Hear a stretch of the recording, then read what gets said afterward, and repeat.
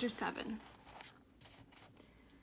It was a bitter winter. The stormy weather was followed by sleet and snow, and then by hard frost, which did not break till well into February. The animals carried on as best they could with the rebuilding of the windmill, well knowing that the outside world was watching them, and that the envious human beings would rejoice and triumph if the mill were not finished on time. Out of spite, the human beings pretended not to believe that it was Snowball who had destroyed the windmill. They said that it had fallen down because the walls were too thin. The animals knew that this was not the case. Still, it had been decided to build the walls 3 feet thick this time, instead of 18 inches, as before, which meant collecting much larger quantities of stone. For a long time, the quarry was full of snowdrifts, and nothing could be done. Some progress was made in the dry, frosty weather that followed, but it was cruel work, and the animals could not feel so hopeful about it as they had before. They were always cold and usually hungry as well. Only Boxer and Clover never lost heart.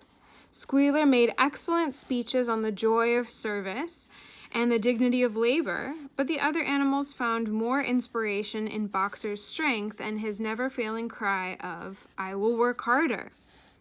In January, food fell short. The corn ration was drastically reduced, and it was announced that an extra potato ration would be issued to make up for it. Then it was discovered that the greater part of the potato crop had been frosted in the clamps, which had not been covered thickly enough. The potatoes had become soft and discolored, and only a few were edible. For days at a time, the animals had nothing to eat but chaff and mangles. I have no idea what that is. Starvation, it seemed, to stare them in the face.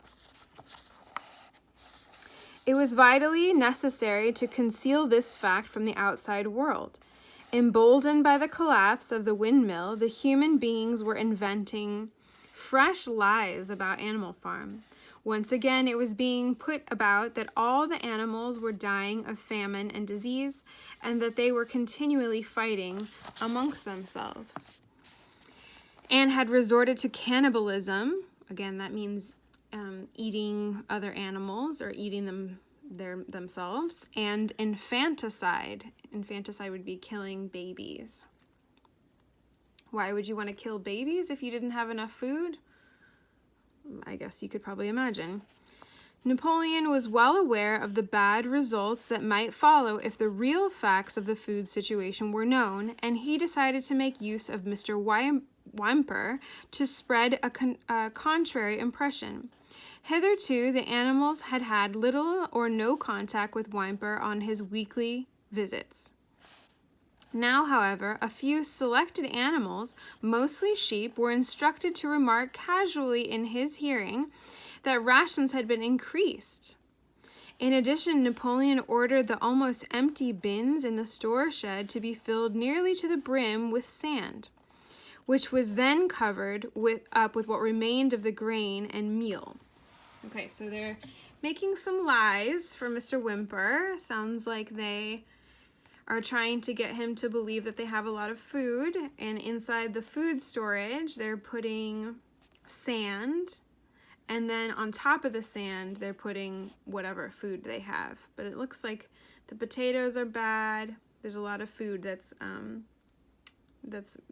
missing, or that they need.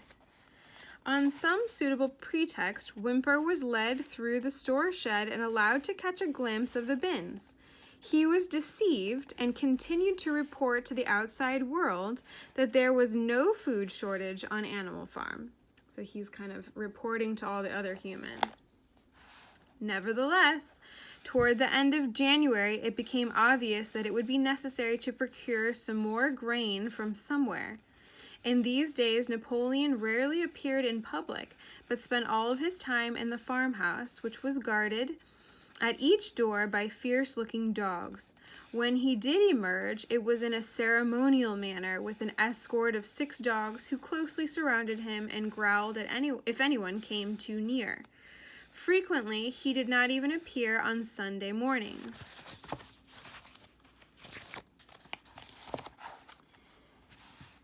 But issued his orders through one of the other pigs, usually Squealer. One Sunday morning, Squealer announced that the hens, who had just come in to lay again, must surrender their eggs. Napoleon had accepted through Whymper a contract for 400 eggs a week. The price of this would pay for enough grain and meal to keep the farm going till summer came and conditions were easier. When the hens heard this, they raised a terrible outcry. They had been warned earlier that this sacrifice might be necessary, but had not believed that it would really happen. They were just getting their clutches ready for their spring sitting, and they protested that to take the eggs away now was murder. So they're hoping to have baby chicks. For the first time since the expulsion of Jones, there was something resembling a rebellion. Led by 3 young black Minorca pullets, the hens made a determined effort to thwart Napoleon's wishes. Their method was to fly up to the rafters and there lay their eggs, which smashed to pieces on the floor. Oh. Okay, so sometimes chickens can fly a little bit, right?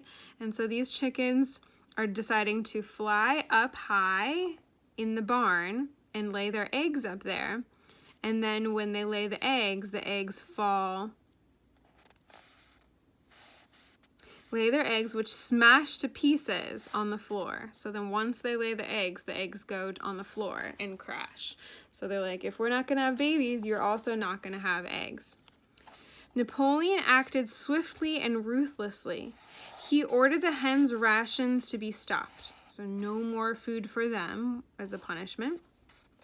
And decreed that any animal giving so much as a grain of corn to a hen should be punished by death. The dogs saw to it that these orders were carried out. For 5 days the hens held out. Then they capitulated and went back to their nesting boxes. So 5 days they had no food. 9 hens had died in the meantime. Their bodies were buried in the orchard, and it was given out that they had died of coccidiosis. A disease, maybe.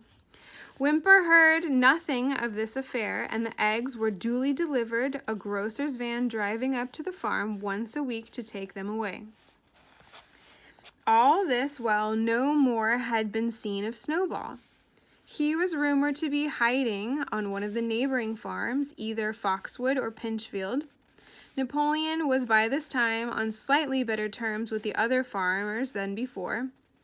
It happened that there was in the yard a pile of timber which had been stacked there 10 years earlier when a beech spinney was cleared. I think this is like a kind of a forest.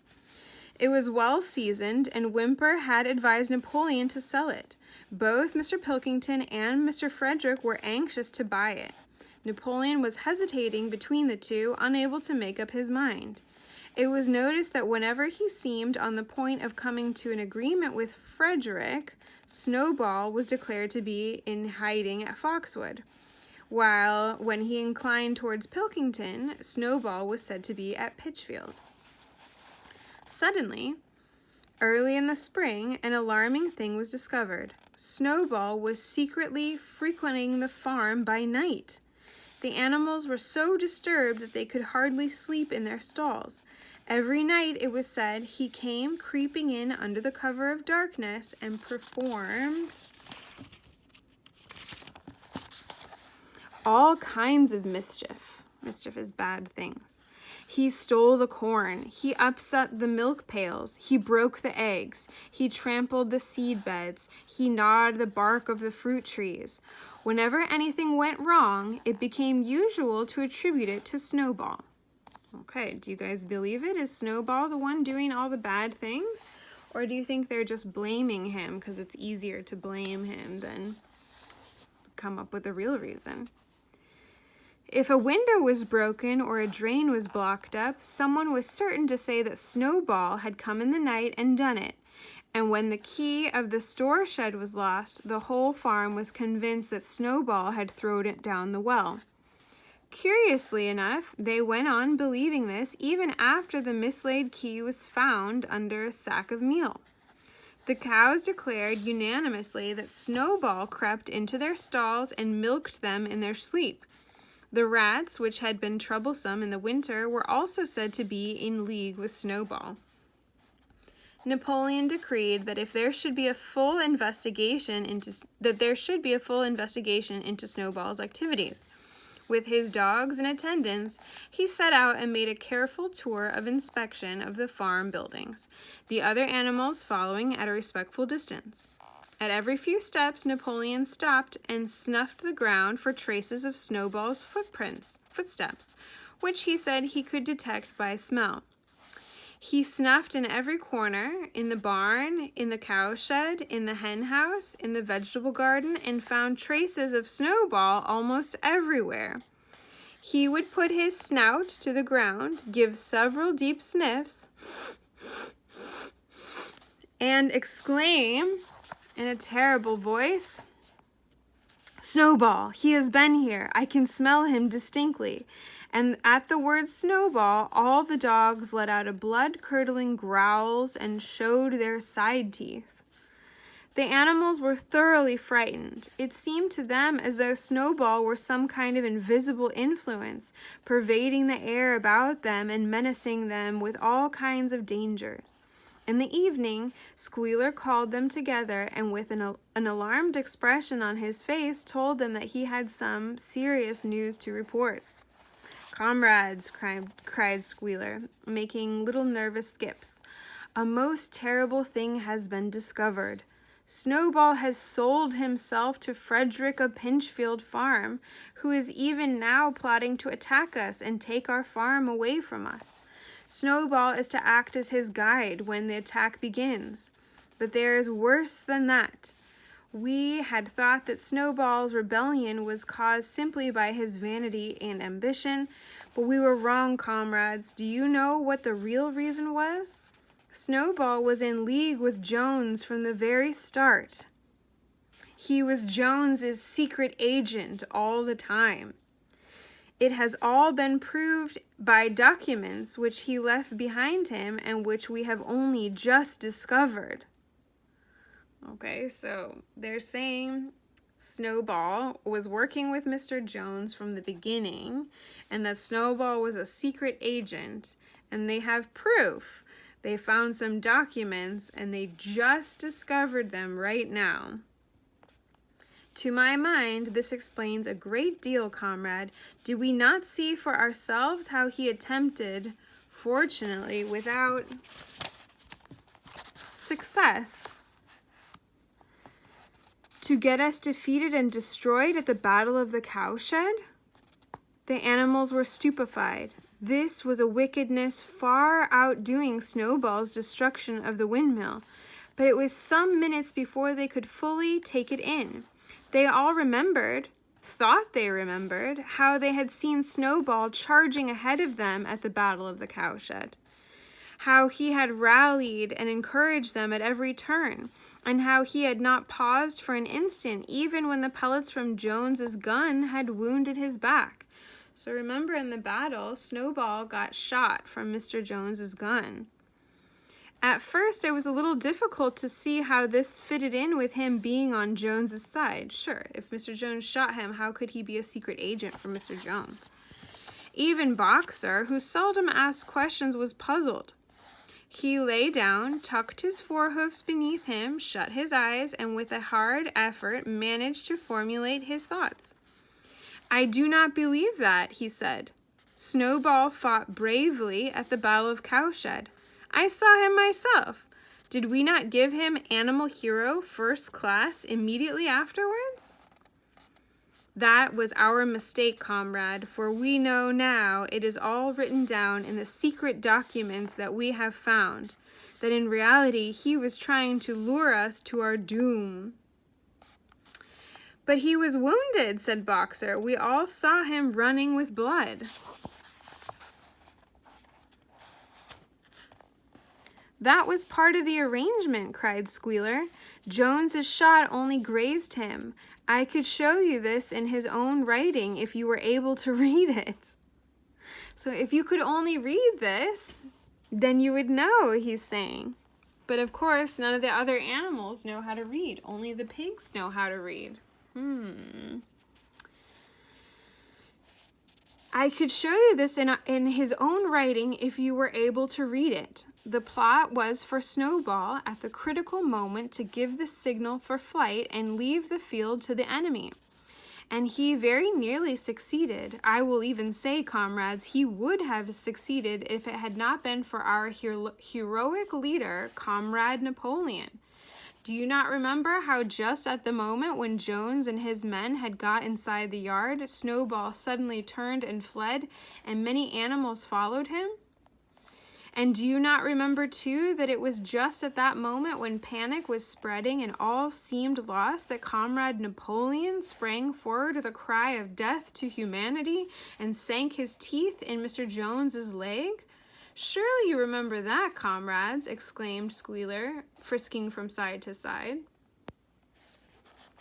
Now, when Squealer described this scene so graphically, it seemed to the animals that they did remember it. At any rate, they remembered that at the critical moment of the battle, Snowball had turned to flee, but Boxer was still uneasy. Okay, so now they're saying that Napoleon is the hero, and that during that battle, he had put his teeth into Mr. Jones's leg. I don't remember that. I do not believe that Snowball was a traitor at the beginning, he said finally. What he has done since is different. But I believe that at the Battle of the Cowshed, he was a good comrade. Our leader, Comrade Napoleon, announced, Squealer, speaking very slowly and firmly, has stated categorically, comrade, that Snowball was Jones's agent from the very beginning. Yes, and from long before the rebellion was ever thought of. Ah, that is different, said Boxer. If Comrade Napoleon says it, it must be right. So I wonder why he's agreeing with Napoleon. That is the true spirit, comrade, cried Squealer, but it was noticed that he cast a very ugly look at Boxer with his little twinkling eyes. He turned to go, then paused and added impressively, I warn every animal on this farm to keep his eyes very wide open, for we have reason to think that some of Snowball's secret agents are lurking among us at this moment. 4 days later, in the late afternoon, Napoleon ordered all the animals to assemble in the yard. When they were all gathered together, Napoleon emerged from the farmhouse wearing both his medals, for he had recently been awarded himself Animal Hero First Class and Animal Hero Second Class, with his 9 huge dogs frisking around him and uttering growls that sent shivers down all the animals' spines. They all cowered silently in their places, seeming to know in advance that some terrible thing was about to happen. Napoleon stood sternly surveying his audience, then he uttered a high-pitched whimper.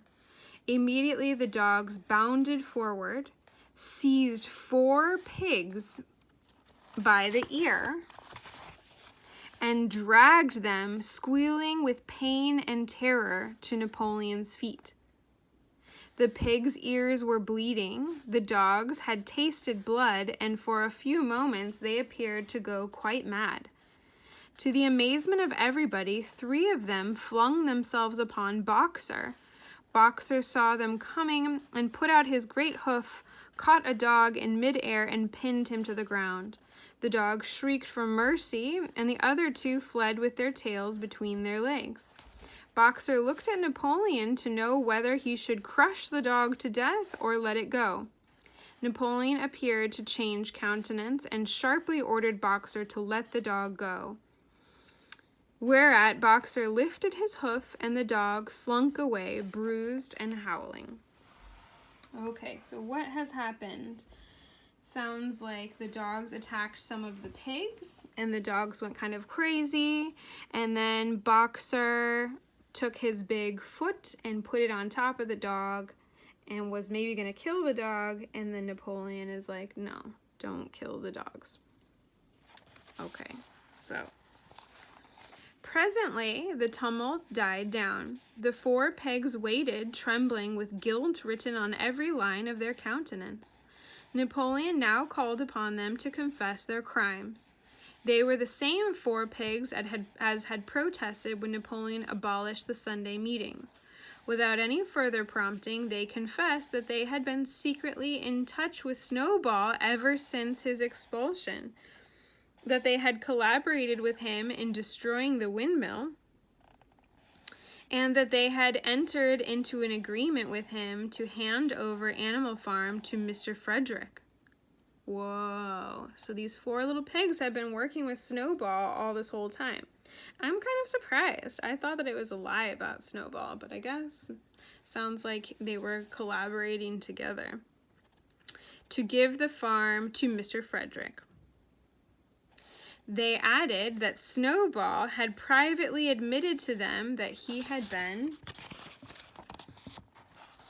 Jones's secret agent for years past. When they had finished their confession, the dogs promptly tore their throats out, and in a terrible voice, Napoleon demanded whether any other animal had anything to confess. So I think those pigs are dead now. Jeez. The 3 hens who had been the ringleaders in the attempted rebellion over the eggs now came forward and stated that Snowball had appeared to them in a dream and incited them to disobey Napoleon's orders. They too were slaughtered. My gosh, slaughtered means killed. Okay, so the hens who did the rebellion are also, or they did a strike kind of, right? They were killed. Oh my God. Then a goose came forward and confessed to having secreted 6 ears of corn during the last year's harvest and eaten them in the night. Then a sheep confessed to having urinated, this means pee, in the drinking pool. Oh my gosh. Urged to do this, she said, by Snowball, and 2 other sheep confessed to having murdered an old ram. This is another sheep. Especially devoted follower of Napoleon, by chasing him round and round a bonfire when he was suffering from a cough. They were all slain on the spot. This again means killed. And so the tale of confessions and executions went on until there was a pile of corpses, bodies, lying before Napoleon's feet, and the air was heavy with the smell of blood, which had been unknown there since the expulsion of Jones. When it was all over, the remaining animals, except for the pigs and dogs, crept away in a body, so all together. They were shaken and miserable. They did not know which was more shocking: the treachery of the animals who had leagued themselves with Snowball, or the cruel retribution they had just witnessed. So they're like, which is more shocking, that everybody was working with Snowball, or that they were murdered, that they were killed as punishment? In the old days, there had often been scenes of bloodshed equally terrible, but it seemed to all of them that it was far worse now that it was happening among themselves. Since Jones had left the farm until today, no animal had killed another animal. Not even a rat had been killed. They had made their way on to the little knoll where the half-finished windmill stood, and with one accord they all lay down as though huddling together for warmth. Clover, Muriel, Benjamin, the cows, the sheep, and a whole flock of geese and hens, everyone indeed except the cat, who had suddenly disappeared just before Napoleon ordered the animals to assemble. For some time nobody spoke. Only Boxer remained on his feet. He fidgeted to and fro, swishing his long black tail against his sides and occasionally uttering a little whinny of surprise. Finally he said, "I do not understand it. I would not have believed that such things could happen on our farm. It must be due to some fault in ourselves. The solution, as I see it, is to work harder. From now onwards, I will get up a full hour earlier in the mornings." And he moved off at his lumbering trot and made for the quarry. Having got there, he collected 2 successive loads of stone and dragged them down to the windmill before retiring for the night. The animals huddled together about Clover, not speaking. The knoll where they were lying gave them a wide prospect across the countryside. Most of Animal Farm was within their view, the long pasture stretching down to the main road, the hayfield, the spinney, the drinking pool, the plowed fields where the young wheat was thick and green, and the red roofs of the farm buildings with smoke curling from the chimneys. It was a clear spring evening. The grass and the bursting hedges were gilded by the level rays of the sun. Never had the farm, and with a kind of surprise they remembered that it was their own farm, every inch of it their own property, appeared to the animals so desirable a place. So they're really loving it. It looks beautiful there. They feel pride. As Clover looked down the hillside, her eyes filled with tears. If she could have spoken her thoughts, it would have been to say that this was not what they had aimed at when they had set themselves years ago to work for the overthrow in the human race. These scenes of terror and slaughter were not what they had looked forward to on that night when Old Major first stirred them into rebellion. If she herself had had any picture of the future, it had been of a society of animals set free from the hunger and the whip, all equal, each working according to his capacity, the strong protecting the weak as she had protected the lost brood of ducklings with her foreleg on the night that Old Major's speech. Instead, she did not know why they had come to a time where no one dared speak his mind, when fierce, growling dogs roamed everywhere, and where you had to watch your comrades torn to pieces after confessing to shocking crimes. There was no thought of rebellion or disobedience in her mind. She knew that, even as things were, they were far better off than they had been in the days of Jones, and that before all else it was needful to prevent the return of the human beings. Whatever happened, she would remain faithful, work hard, carry out the orders that were given to her, and accept the leadership of Napoleon. But still, it was not for this that she and all the other animals had hoped and toiled. It was not for this that they had built the windmill and faced the bullets of Jones's gun. Such were her thoughts, though she lacked the words to express them. Okay, so does it seem like she's happy with the way things are? When they imagined what the rebellion would look like? Is this how she thought it would look? Does she seem happy about it? At last, feeling this to be in some way a substitute for the words she was unable to find, she began to sing Beasts of England. The other animals sitting around her took it up, and they sang it 3 times over, very tunefully but slowly and mournfully in a way they had never sung it before. They had just finished singing it for the 3rd time when Squealer, attended by 2 dogs, approached them with the air of having something important to say. He announced that by a special decree of Comrade Napoleon, Beasts of England had been abolished. Okay, so they're no longer allowed to sing this song. It's forbidden. From now onwards, it was forbidden to sing it. The animals were taken aback. "Why?" cried Muriel. "It's no longer needed, comrade," said Squealer stiffly. "Beasts of England was the song of the rebellion, but the rebellion is now completed. The execution of the traitors this afternoon was the final act. The enemy, both external and internal, has been defeated. In Beasts of England, we expressed our longing for a better society in days to come, but that society has now been established. Clearly, this song no longer has any purpose." So we can't sing it anymore because we've already gotten to what we wanted. Frightened though they were, some of the animals might possibly have protested, but at this moment the sheep set up their usual bleating of 4 legs good, 2 legs bad, which went on for several minutes and put an end to the discussion. So Beasts of England was heard no more. In its place, Minimus, the poet, had composed another song which began, Animal farm, never through me shalt thou come to harm. And this was sung every Sunday morning after the hoisting of the flag. But somehow neither the words nor the tune ever seemed to the animals to come up to Beasts of England.